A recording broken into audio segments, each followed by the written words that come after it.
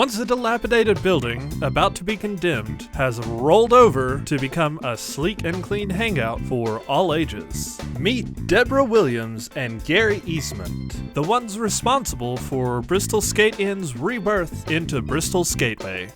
Roller rinks have a newspaper that tells you what's for sale or what's going on in the country. We've been looking for a rink for about 10 years. Most of them were in the $1.5 million range, and that just couldn't happen. So this one needed so much love and repair that we were able to afford to purchase it. We came out to Bristol 3 different times. We absolutely fell in love with the place. It's an old-fashioned town, completely modernized, and we just weren't ready for that. It's wonderful. Bristol is absolutely amazing. The people, they just come in hundreds, and everybody, I haven't heard one negative thing. Everybody has been complimentary. We're far from done. We want to just keep going. And with them visiting and coming to our sessions, that's going to happen.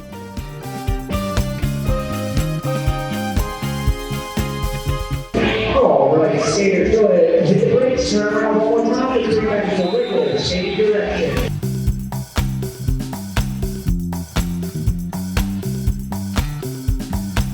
When I got here, all the pipes in the building had burst, and the fire sprinklers, and so when I got here, I was in March of this past year, there was no water. All the water was shut off to the building. The building was just filthy, dirty, moldy, musty, everything. I had to turn on the fans for half an hour every day before I would walk in. It just smelled so bad. And I couldn't clean it because we had no water. Well, they came out and they replaced 180 sprinkler heads and got everything put back together and turned on the water. And when they turned on the water, all of a sudden we had water squirting out of the parking lot, out of the walls, everything. All the plumbing had burst as well. So we had to shut the water back off.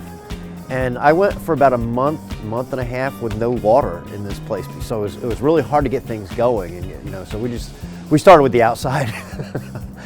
And we got the outside painted. They did a tremendous job with that. The plumbers were awesome. I was living in the trailer while we were doing this, and they would just fill me up every 2 or 3 days with water so I could live. And then we got to the floor where everything had flooded. The floor had swelled up. There was big giant mounds on the floor, and mountains and holes and valleys. So we had to get the floor out and get the building dried out before I could bring the hardwood in. And we were trying to figure out how to get the floor out. We wound up using a bobcat, and we just ran a saw across the floor and ripped up one section at a time and took it out the door to the bobcat. Of course, the door is about 4 inches wider than it used to be. We thought we might be able to salvage the carpet because I had no idea that it had flooded so badly. And what we found out was the carpet had been soaked, under the carpet was soaked, under the tile was soaked. So we just had to rip it all out. Well, and then at that point in juncture, I was doing a lot of traveling back and forth to Florida because I'd bought out several rinks in Florida's inventory to bring up here, the sound system, the mirror balls, things like that. And while I was in Florida, the wood for the floor arrived 3 days early. And so I had a tractor trailer sitting in the parking lot with 14,000 square foot of hardwood. And luckily the guys that I had here were able to handle it. They got it inside, protected so it wouldn't rain on it. We got all that stacked up. I forget what we figured on the floor. The floor I think I know it took 930 sheets of OSB. And then I want to say it was 180,000 nails that went into that floor because it goes down one stick at a time. And it took us about a month and a half to get the floor in. In the middle of this, we still had no air conditioning. And by that time it was August. Everything just kind of fell together at the last minute. We were still working on the building to the very last minute before we opened, putting down new carpet tile or putting in new games or putting whatever. But we've modernized it quite a bit. During the construction, we had a lot of visitors just come in out of curiosity to see what was going on and everything like that. And once we opened, they all came back in with stories of this rink. They all came in and said, oh, I broke my tooth over there. I had my first kiss down there. I grew up in this place. Everybody in this town, all the adults, had grown up in this place, and they were so sad to see that their children wouldn't get the same opportunity that they got. But as far as the construction goes, those were the main obstacles, I would say, was the water conditions, and then you know, just trying to get everything out.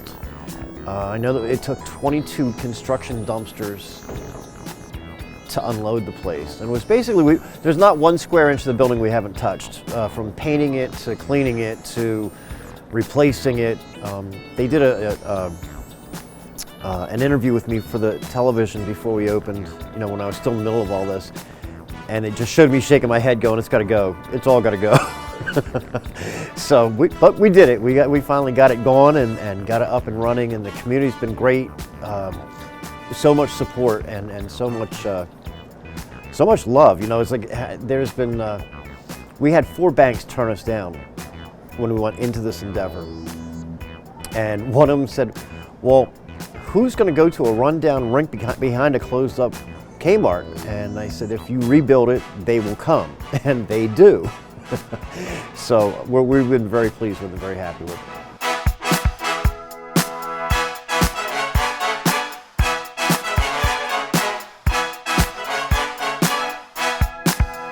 Both myself and Gary and our other partners, we have 5 partners, by the way, total, including us.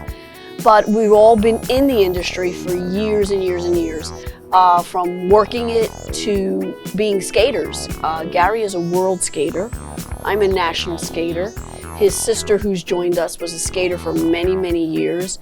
And Grant and Jennifer are partners who still reside in Florida and have no intentions of moving to Bristol, even though they love us. Have been in the industry for years. Grant was our Christian DJ for 10 years, working with us when we managed another rink. And he came to Bristol to see what I had found. So I called and said, do you want to try? And he came out and he said, did you stage this? There is no town that perfect. I'm originally from Philadelphia.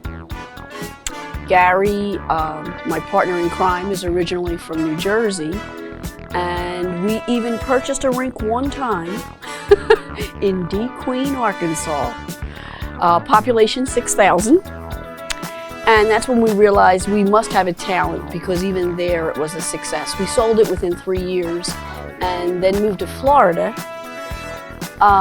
In Florida we worked for different people in different rinks, and then finally saw something that we could afford to take a challenge with. We opened actually the last 2 days of September. So I technically say we've been open since October. But yeah, we're going strong. We had our first set of holidays, which for any entertainment industry can be very scary. You don't know if people are going to come or if they're going to be spending money on their own families or traveling and things like that. Bristol surprised us in the best ways. They all came. We had breakfast with Santa. We had Santa's secret workshop. We already rolled back our prices for the holidays so that the kids, while they were out of school for 2 weeks, could afford to come, and the town just embraced it.